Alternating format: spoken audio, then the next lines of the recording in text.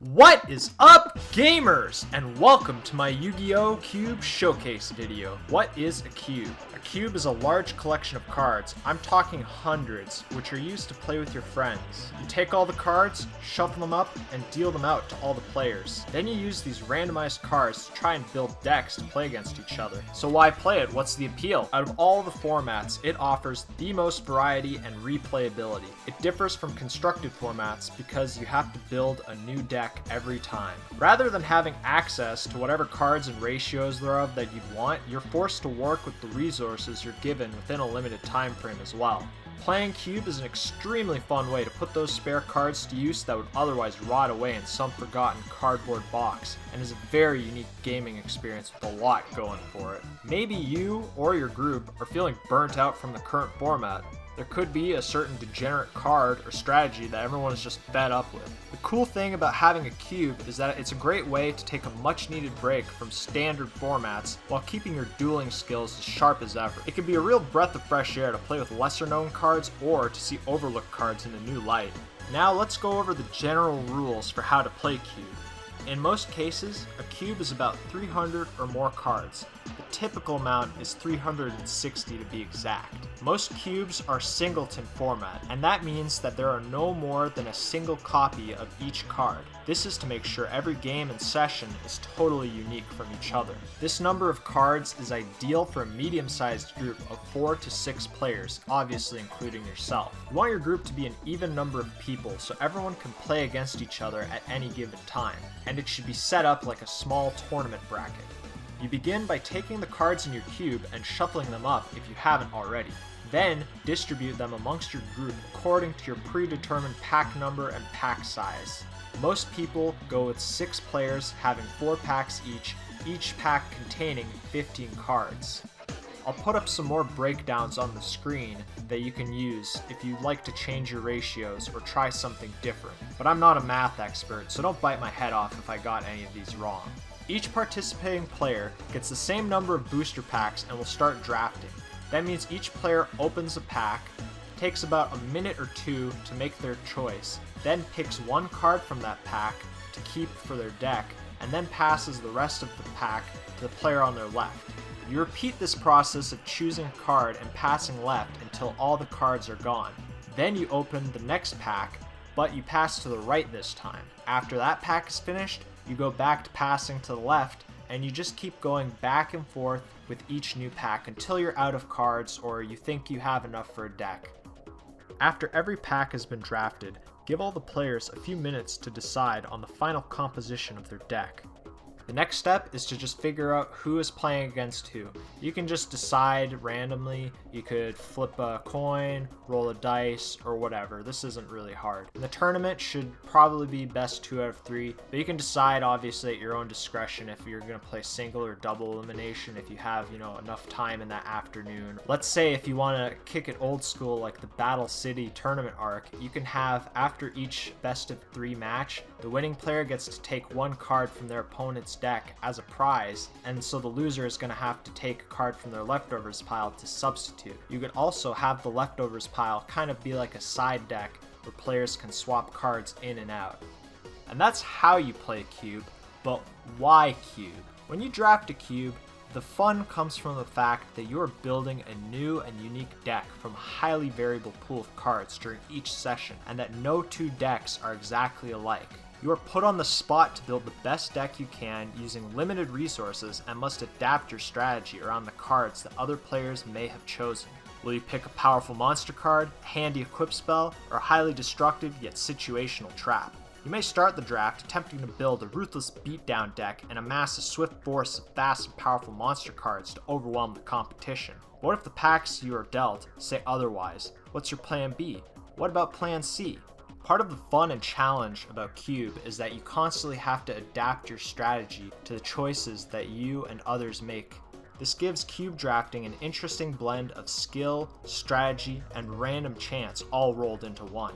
It's a dynamic gaming experience that puts your deck building skills to the test, the likes of which no other constructed format can. Building a cube in any game is always a fun and exciting endeavor because you're essentially creating a booster set of your own design featuring all of your most favorite and beloved cards. Whereas playing constructed Yu-Gi-Oh! Tests your abilities as a gamer in terms of skill and strategy, creating a cube focuses on your design and knowledge abilities. Your goal should be to create the most fun, interesting, and balanced set of cards by relying on your knowledge of all the cards that have been printed throughout the entire history of Yu-Gi-Oh! What type of cards would your cube have? Would it be focused on playing all the most killer and overpowered strategies? Or would you cater more to representing iconic classics of Yu-Gi-Oh! History like the Dark Magician and Hero cards? Whatever the decision, when creating a cube, it is completely yours to decide. It's the ultimate format because it takes the excitement and randomness of draft, but none of the stuff you hate about ripping open packs. No cost of buying boosters when you want to draft. No chaff unless you add it. No broken cards unless you add them. No parasitic mechanics unless you add them. You can control the entire experience down to the finest details. You as the creator essentially get to build your greatest hits dream reprint set with nothing but the cards that you think are the best. Another thing that rocks about Cube is that unlike your standard deck, you never have to continuously update and replace your cards with the new hotness every time a format comes out. You don't gotta buy a set of Lightning Storms, or Evenly Matched, or Impermanence, or Ash Blossoms, none of that. If you want, you can leave it entirely as is and never change a single thing. But for those of you who do enjoy the changing nature of card games, cubes can be a similar growing and evolving experience on a smaller scale and a grander stretch of time. For example, I added Silent Mining to the list after the card got a cheaper reprint in Dual Overload. I also bought some Toon Chaos packs on a whim one day and ended up adding Light Pulsar Dragon and Dark Flare Dragon. It doesn't cost a lot since you're usually just getting one new card every couple of months, and in terms of prices with common singles and chaff rares being within a quarter to $1, it's super cheap. In terms of pricing and work, that is absolutely a pittance, absolutely nothing compared to the drastic overhaul you would find in building a new deck every format in standard Yu-Gi-Oh! It's like comparing tuning up your AE86 versus the ship of Theseus.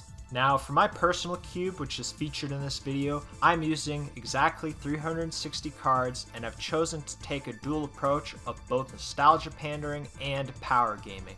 There are tons of classic old school banned Yu-Gi-Oh cards like Pot of Greed and Graceful Charity, but also some newer faces and a ton of Cyberse type monsters. And I do mean a ton, for you see what makes this cube special is that it follows the Monster League ruling from Battle Pack 3.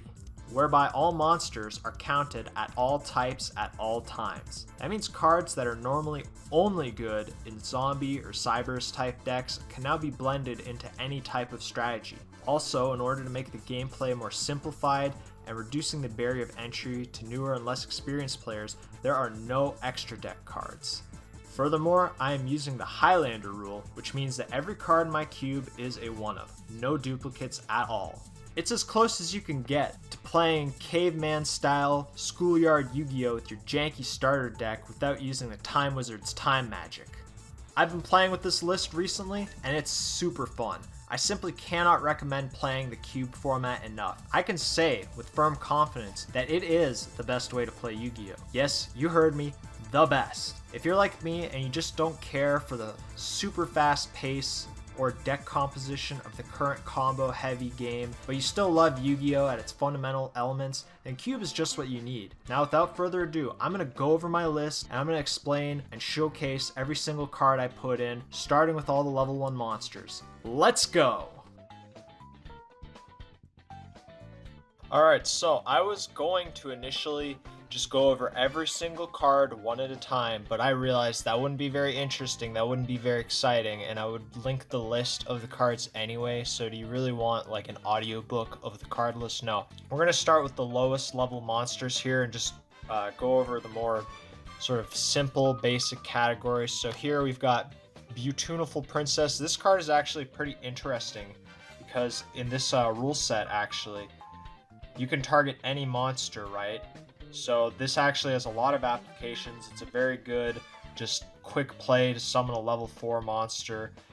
In this cube environment, we try to cut down on cards that search your deck because for people who are either not familiar with every single Yu-Gi-Oh card or just new players completely, being given just tons of cards can be an information overload. So anything that requires them to search their deck will basically mean they'll have to spend like 2 or 3 minutes just reading it over every effect to make sure they're doing the correct thing, which is why I made it so that any cards that do have searching effects have very specific requirements for the most part, where it's either a specific level or a specific attribute or a specific attack and defense parameter. That way people can at least make limited decisions, but they still have the freedom to make some important gameplay choices. As for the rest of this sort of support utility category, we have Widget Kid. He's from the Cyber starter deck. I actually really enjoyed using this card because it lets you special summon any monster in defense position, but only once per turn. So he's a pretty good combo starter, and he lets you extend things, although combos are kind of limited to just 2 or 3 steps. So it's a lot more like old school Yu-Gi-Oh! And then we just have some classics like Black Salvo, Dandelion, Cretin. And now we have disruptive cards. So these, as the name implies, you can summon them, or they have an effect such as Penguin Soldier, one of my favorite cards, or you can flip it and usually do something to mess up your opponent's strategy. You also have a lot of good cards like Effect Veiler, one of my favorite hand traps. He's very powerful and useful. You can just negate an effect just for discarding him. DD Crow, another amazing card. You got stuff like Cyber Jar, Neospace, Granmole, Fiber Jar, Needleworm. These are a lot of like old school tournament staples. They either end battle phases, they end attacks, they block attacks, or they reduce a monster's attack, or they mess up the field somehow to buy you extra time. A lot of these weaker cards, they're not going to be doing a lot of fighting, but they have very valuable utility effects, which you should consider when you're doing your draft picks.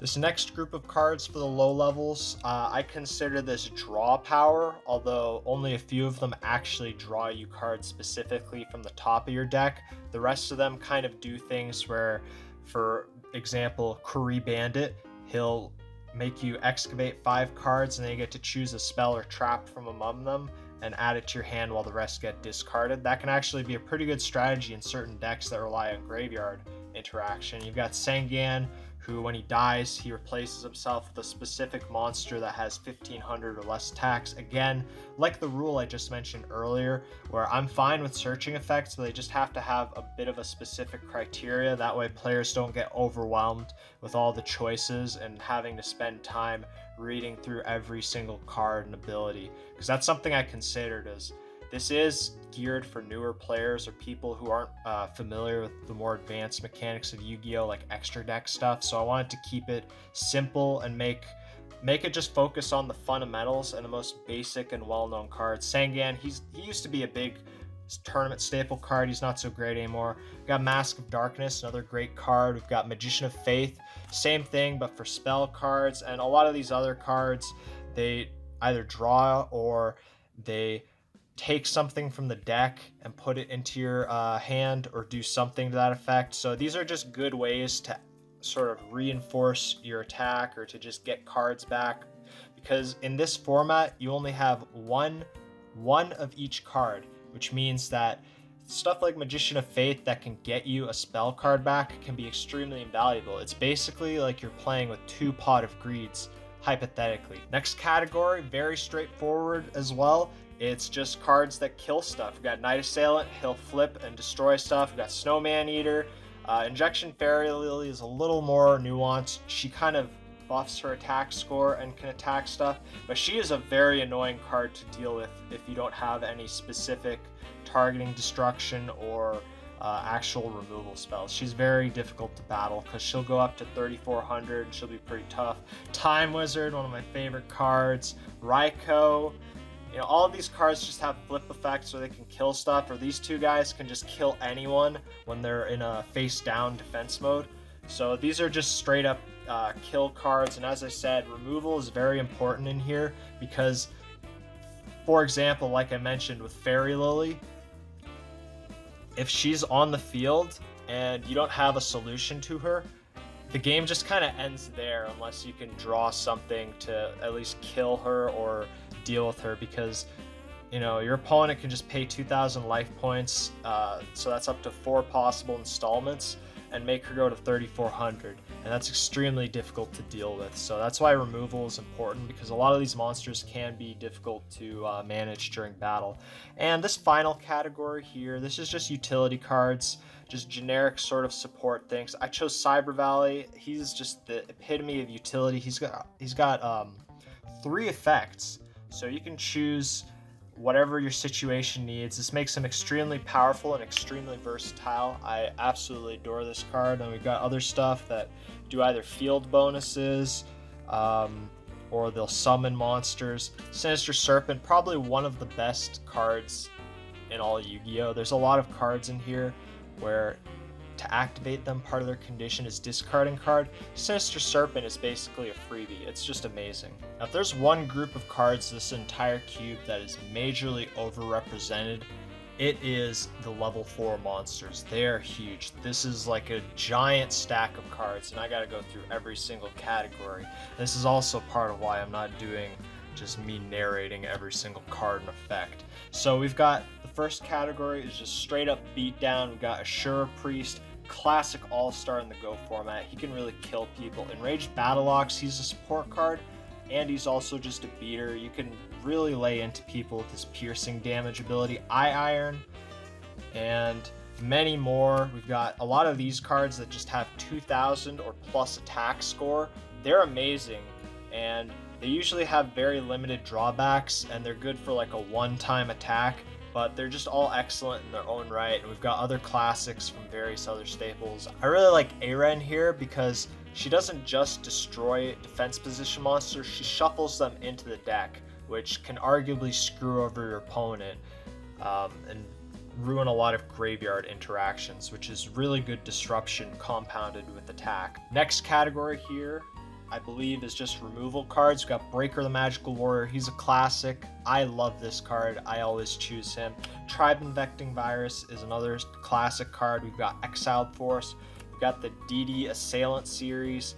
Launcher Commander is actually a new card from the latest Vrain series or whatever. He gives a field bonus, but you can also sacrifice stuff to discard. And we have a couple other sort of staples like Doom Caliber Knight. These are all just good cards that let you, for a certain condition, just kill anything on the field. And that is very important because there are, as I mentioned, as you saw, a lot of really powerful monster cards like Goblin Attack Force or Fairy Injection Lily that you just kind of want to deal with at all costs. Next category here are the recruit type monsters. So again, they have very specific parameters. For Lady Debug, it has to be a level 3 or lower monster, and it only gets added to the hand. But that's pretty good though, because you still get to basically draw a card. And the other ones in this category are the Giant Rat, Mystic Tomato, and Shining Angel, and they all target monsters based on either Earth, Darkness, or Light attribute, so they're not nearly as broken as certain other cards. And then we just have Pyramid Turtle, Witch of Black Forest, Paladin of Cursed Dragon, and Zombie Master are both kind of on the broke-ass end of this spectrum. Category that is a lot bigger than you would expect is actually Disruption. We've got a handful of cards here that actually just completely change how the game works while they're on the field. We've got Thunder King Ryo, we've got Kai, we've got Denko Sekka, Lightning Rod Lord, and King Tiger. We've got other classics like Tsukuyomi, Honest, Pitch Black Warwolf, Armor Bee, and many other cards that can just disrupt game plans. And these are really good to include in your deck just to give your other monsters support and to not just get totally owned during battles. Now, the final group for level 4 monsters is Draw Power. As we get higher in level, the utility effects and support abilities go down, and things are more about just raw beatdown or just good abilities. So this was a card I got recently in a booster pack, which I included because I really love the effect. It's 2 really good cards combined in one. It has the abilities of Foolish Burial, in this cube at least, and then it also lets you do a Psychic Burst, or you can shuffle 3 of your monster cards back into your deck and then draw a card, which is pretty good recursion and draw power combined into one. So it's a good opener that lets you just set up a graveyard play, and then you can also get some cards back potentially and at least draw off of its ability. In addition to that, we got Spirit of the Fall Wind. Psychic Wizard I really love. He's an awesome card, and I also really enjoy using Shootin' Doji because he has a good draw ability too. And basically everything after level 4 just kind of becomes its own thing. The main thing I realized when I was playtesting this cube was that you lose a lot of tempo when you're sacrificing monsters to tribute summon, and higher level monsters are obviously good because they have better attack stats, they usually have very strong abilities, but because of how prevalent removal and disruption is, you can often end up playing into an opponent's trap and just getting totally ruined. You basically end up tributing 2 monsters for a good effect and then having it die in the same turn, and that usually is very discouraging. It kind of screws up how people want to continue with the game. So I figured a good way to offset this is to include a lot of monster cards that are easy to special summon, such as Cyber Dragon. He is a very simple special summon condition. You can just drop him right from the hand. You've got Link Slayer, he's really great. I really like this card, Orbital Hydrolander. He was basically just made for this format, and that just owns so much. And there's just a huge list of cards that can be easily special summoned. My most notable recent adds are Dark Flare Dragon and Light Pulsar Dragon. They're very similar to the Chaos series of monsters who are also here. We got Sorcerer, Blackluster Soldier, Emperor Dragon. This is post-errata though because I'm not that sadistic. I don't even think Yada is in this, so it kind of doesn't really matter, but we have a lot of other cards that give you options to summon them in different ways. You don't have to drop, 2 monsters just to get a big beater on the board. So there's a lot of versatility in this cube, which I really like. For example, this card right here, Fusilier Dragon, you can actually choose to just normal summon him at half his attack score, which is pretty nice if you just want to get a guy out on the field to attack with or do some damage, I thought that was very important to make it so that you're able to just, if your board gets hit by some kind of massive destruction, you're able to immediately pivot back into attacking and performing summons. So these cards right here are very important for that aspect of the game of keeping it fast-paced and making sure players are always able to make a meaningful and impactful decision during each turn. That mattered a lot to me when I was designing this cube and making sure that there was a lot of interactivity and also impact to each turn. That was my main design philosophy there. Now, the next category here are mainly disruptive cards. We've got Jinzo. This is a classic card from old school Yu-Gi-Oh! We've also got the Fiends. Everyone knows and loves these classic floodgates. End of Anubis is more graveyard disruptions, very antagonistic towards chaos decks. I also wanted to dedicate a little corner to the Monarch cards because I think they're one of the few examples where actually hard tributing summoning doesn't mess up your tempo. And I've even proven this in a couple of games. I had one game against a friend where I had drafted most of the Monarchs. I believe I had Thestalos, Mobius, and Razia and Zaborg, and I managed to eventually assemble them all in my hand toward the end of the game. I would just each turn I would tribute one of these Monarchs to summon another one, and they all have effects that immediately kick off when they're tribute summoned. Ryza, for example, I really like his effect where you can target a card on the field and then place it on top of its owner's deck. And that's a really, really big piece of disruption there. You not only just get rid of, say, a monster or a field card that's really causing you problems, but you also just killed your opponent's draw for that next turn. They're not going to get a new card. And that can be really devastating to offset your opponent. And this is a really good example of how you do not lose tempo from a tribute effect because of how immediate the payoff is and how big the payoff is. You've also got Zaborg, who can kill a monster when he's tributed, which means you're not just losing a monster because you summon this guy, your opponent is too, and I like this effect too. It's pretty symmetrical actually. Mobius, I love this card. This is one of my favorite old school Yu-Gi-Oh cards because you can just blow up the back row and be free to attack. You don't have to worry about Mirror Force or Cylinder or anything like that. And now this final category, I honestly don't know how to classify some of these cards. They're just kind of good stuff, and I guess this will be the part where I'll actually just go in depth and narrate stuff a little more. This is Dark Magician of Chaos, amazing recursion card. It's a lot like Magician of Faith, where you can grab something from your graveyard, namely a spell card.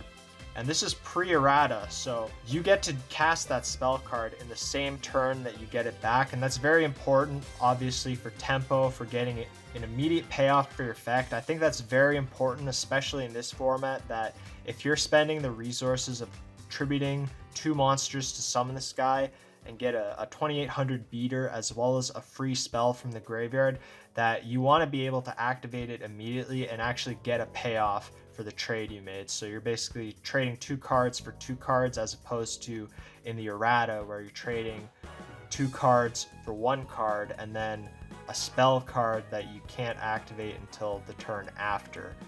And D-Bound Colonel, pretty good card. Air Knight Parshath, he's a classic, he's a meme. A lot of people love him. I enjoy him too. You guys, evil counterpart Mephisto, where he'll discard cards. I like King Barbaros. He is a lot like Fusilier Dragon, where you can choose to summon him at a lower power level. You can choose to summon him just the normal way with 2 tributes, or you have the third option where you can pay 3 tributes and it blows up all cards your opponent controls. And you basically got a big attacker, you got a big field advantage. So this is a pretty cool card if you can pull it off, and I really like this type of thing where you get different options depending on what you play. The Creator, he's a card that lets you just take things out of the graveyard. Grand Jupiter is pretty good. Pot of the Forbidden is another awesome card. Arcana Force EX is tied at the highest attack level. He's a 4K and Trigodia. I don't remember what he does, but he's pretty good. I'm gonna be honest, I like Slifer. He has a cool control effect where your opponent can't summon monsters with 2,000 or less attack points. And in this cube, that's actually pretty impressive. I mean, I showed you a lot of monsters that they have maybe 1900 attack or 17, and those are good stats, but they just die to Slifer. And Raw is probably the weakest link, but I mean, this is the redraw. This is drawn by the mangaka Kazuki Takahashi, and it looks sweet. The card isn't that good though, but hey man, I love Kaz's art, so I'm keeping it in there. And these guys are a trio. You can't have one without the rest. They're like the 3 Musketeers. They're like the old school. This was some old school callback. I mean, maybe one day I'll replace them if they make like Winged Dragon of Ra Good Edition. But Slifer, he's not bad. I like him. He's a good control card. He's really oppressive. Obelisk is really sweet because he's just basically indestructible. He can hit really hard. You can sacrifice 2 of your monsters to take away his attack for the turn and just kill everything on your opponent's field. So you get a lot of options. You can't negate this guy. He's really tough and he's really good. I absolutely adore that card. We're going to talk about the spell cards, or magic cards as old heads such as myself refer to them. We've got a couple field spells here just to start off. We've got Necro Valley, really good at shutting down grave strategies. We've got Chicken Game, Ancient Forest. Mystic Mine is the most notable acquisition. This is an absolute bastard of a card. It's just so much fun. And Seal of Orichalco. Sadly, this is not the version that lets you steal people's souls.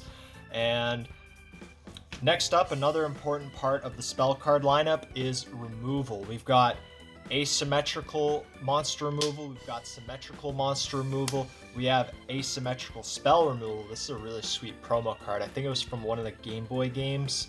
And we've got symmetrical removal, and this is another card I wanted to show off. It's just Nobleman of Crossout. I don't know what this is actually from, but It's a really sweet pattern, and because it was really damaged at the top, they let me have it for like a super low price. I think it's like actually worth $15, but I got to buy it for $3. Anyway, that's enough bragging.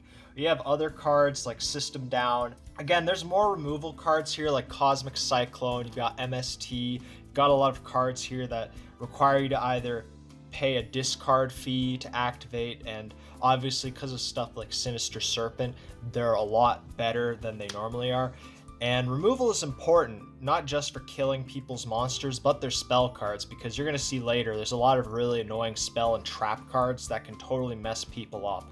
And just being able to deal with a threat is very important in this format because your options are limited, so you need to be able to deal with anything by whatever means you're capable of doing it. Now, another very important component, as I mentioned earlier, is just as easily as you want to be able to have cards that can be quickly summoned and quickly dealt with, you also want to be able to refill your resources and be able to basically reload after these exchanges. Part of the important sort of trio, the trinity of keeping my cube as fast and interactive and quick as possible while still maintaining a focus on the old school mechanics and, you know, telling all the extra deck stuff to screw off. So what we got here, we got Pot of Greed. We've got all the pots actually. We got Avarice, Duality. Iron Draw is actually a really cool card.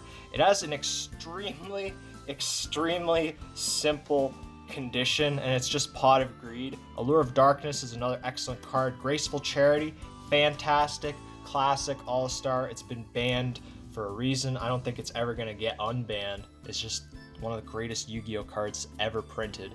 Upstart Goblin. I want to make a special mention here of Painful Choice.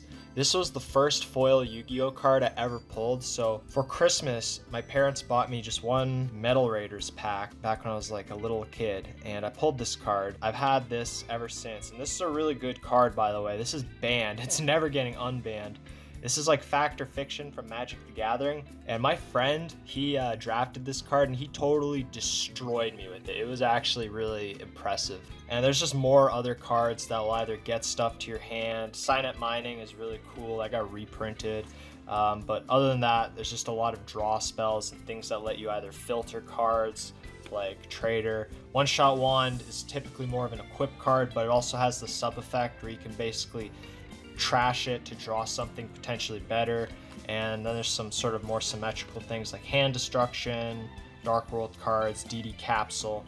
All that stuff is good. It's important throughout the duel to just keep your hand refreshed, and these are good cards to pick when you're drafting so that you're able to have ammunition. Unlike monster cards with draw effects, spells are obviously a lot better because you can activate them multiple times a turn. Another big thing for this cube is recursion / grave interaction / summoning. I just kind of lumped these all into the same category because they are sort of the same thing. We got the classic Monster Reborn, or Reborn the Monster, as Yugi says in one of the early episodes. Great card. Everyone knows it. Premature Burial is another classic Yu-Gi-Oh card. We got Double Summon. Scapegoat as well is just a great summon card. There are also cards that hard counter and interact with it in sort of like a countering way, like Enraged Battle Ox and Ashura Monk. Miracle Fertilizer is also really cool. It's another reason why I love the Monster League rule. We got other stuff like Monster Gate, another classic card. Insect Imitation, another great example of that rule I just mentioned. Question is a really cool card. This was recommended to me by my buddy Solomon. He said this was a really fun card, and this can be pretty cool too because you can set up some moments where you're in game 2. They know you've activated it previously in game 1. They're going to start paying attention to your graveyard and the order of those cards. And you can even be a dick and just rearrange your graveyard if you're activating a Monster Reborn type card or you want to do something like that. And this is actually a really cool element of mind games that I really like, because you can kind of divide your opponent's attention by making them focus on the graveyard order as opposed to the actual game taking place, just because they want to be able to cancel your free summon from question. But this is a very cool card, and I absolutely adore it. It's got good art too. I mean, gotta love it.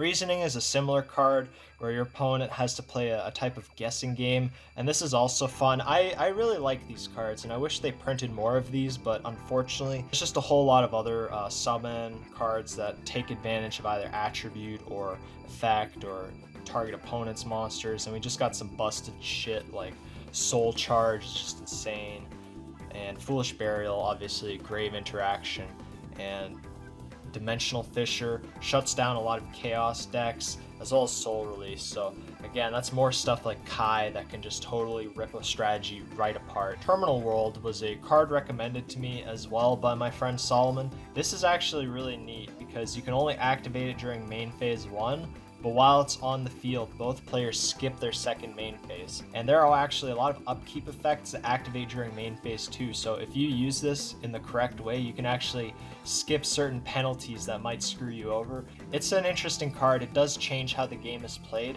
I think it's really cool. I like it a lot, and I again, just like with Question and Reasoning, I wish Konami made more of these really kind of revolutionary and inventive cards, because I really appreciate when they go outside of the box with these. And Bait Doll is another cool card. It's really complicated, and to basically give everyone a quick rundown, you basically flip a card, and if its condition was properly activated, or honestly, I'm not even going to go and read it, but it's a very complicated card. You kind of have to sit down for a second and read it to understand what it does, but it's really powerful, and it's very excellent at disturbing a lot of back row strategies, especially since it's reusable. And Convulsion of Nature, this card is another one that deserves an honorable mention. If you're able to play around with a lot of cards that put things on the bottom of your deck and then activate this, you can basically blindside your opponent by stacking your deck in just such a perfect way and screwing them over. This is a really fun card, and if you're playing shoutouts to the old heads who used to play Dueling Network.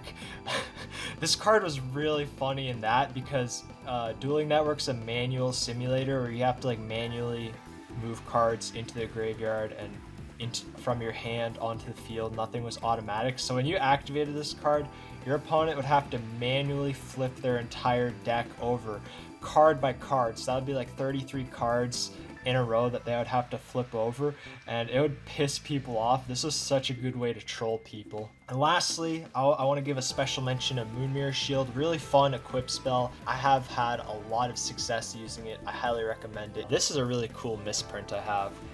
I don't understand what happened, but this is a legit card. I got this from a store. It's cool. I don't know what I would describe these cards as. You have some stall stuff, you have some kind of negation, sort of screwing your opponents over, you have some absolutely unfair stuff like Delinquent Duo. A lot of these cards are more like disruption, control, sort of defensive options, and that's very important for this cube because, like I mentioned, it's very easy to normal summon or special summon monsters and go on the offensive.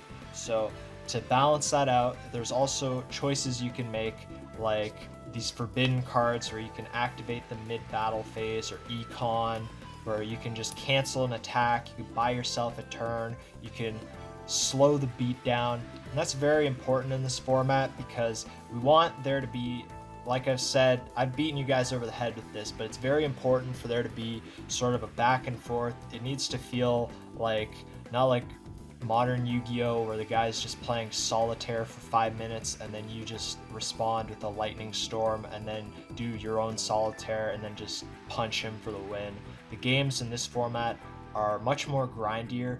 There's a lot more interactivity on a turn-to-turn basis, and I feel like this is how Yu-Gi-Oh! Should have been. Unfortunately, you know, I'm not Konami, I don't make this game, and a lot of people do like the faster paced Yu-Gi-Oh! And you know what? That's fine. I prefer this style of Yu-Gi-Oh! Where it's a lot more slower and a lot more strategic, so I like these options that I put here that just allow you to change a lot of things in terms of the outcome of battle, or altering the field, or sort of setting up a kill or anything like that. Like Book of Moon is an excellent example because there's a lot of cards that just kill defense monsters, or you can set up a combo with, for example, one of your Jar monsters or a Magician of Faith to reactivate their effect.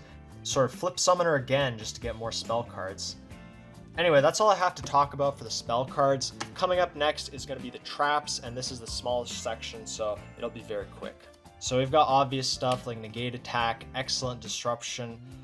These what are they, counter traps, I believe? I wanted to call them quick plays. These are really good cards. They're obviously the fastest thing. They're your best counter plays. They're very reliable disruption. They're far and few between, but when you see them, they're definitely good. Wiretap is a really good card. I've been totally smoked by this on multiple occasions. It's very good because it'll just negate a trap and then shuffle it back into the deck, so you can't even target it with graveyard abilities.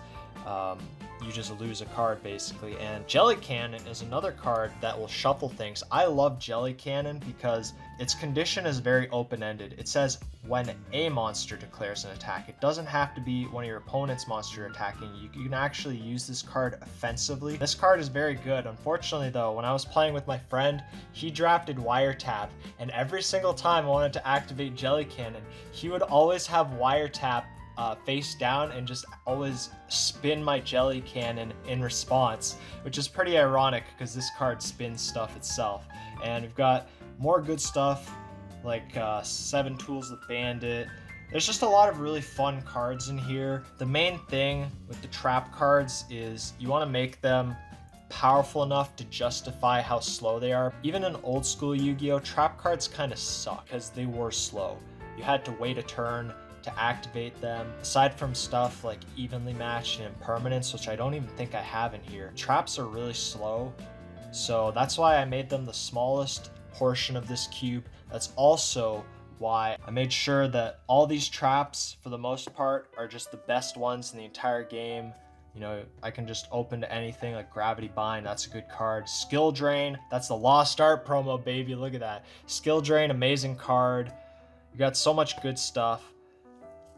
I really put a lot of thought and effort into just making sure I picked all the best trap cards possible.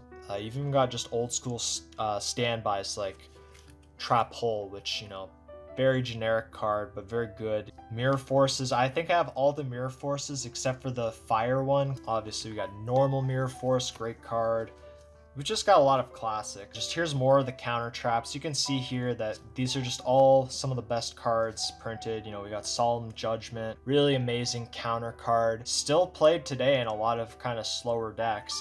We got Magic Jammer. We got this really faded version of Horn of Heaven. I don't know how it got that way. It was like that when I went to the card store. I think it looks cool though. Yeah, not really a whole lot I can say about the trap cards. They're just trap cards. They're all good effects. Royal Decree and Anti-Spell Fragrance, those are pretty powerful floodgates. A lot of people are very against floodgates. I understand why. I don't like floodgates either, to be honest. I'm gonna say that I've done a good job balancing this cube where none of the floodgate cards feel too oppressive. You can't build your entire deck around Macrocosmos. You can't build your entire deck around Royal Decree. Even though there are some cards that have similar effects, like Royal Decree, Trap Stun, and Jinzo all have similar abilities, as does Denko Sekka and Black Werewolf. But it's not like a constructed format where you can just build an entire stun deck. You have a lot more limited options, so your deck building is more based on moment-to-moment interaction. Pride myself in how I've built a really fun cube. All the play testing I've done with this, I've gotten a lot of positive reception. It's just a really fun format. I honestly can't shill this enough. Like, if you play Yu-Gi-Oh, or you're like an old head who wants to come back to Yu-Gi-Oh, and you're like, what the hell is this link summoning stuff? What the hell is this XE stuff? This crap makes no sense. I understand that. I know like people think Link Era is good. They love their Sky Strikers and Salads and Thunder Dragons. I hate that stuff. This stuff to me is true Yu-Gi-Oh! Just being able to do, you know, insane stuff like Delinquent Duo, having, you know, T-Trib, Trap Stun, just all these old school cards. This is Yu-Gi-Oh! To me, is just, you know, having this deck of mishmashed, inconsistent jank, and somehow with the heart of the cards pulling through. That's what it means to me. And you know, this project has been a long time coming for me. I've been putting it off for a long time, and to those of you who stuck by me, this old man rambling about his trading card game, I really appreciate you guys. You know, I hope that watching this might have inspired you to get into old school Yu-Gi-Oh, or try and build a cube of your own, or just Heck, if you just like listening to me talk about trading cards, I appreciate it. You guys mean a lot to me. I hope you enjoyed this, and I hope you all have a great day. Thanks for watching, and take care.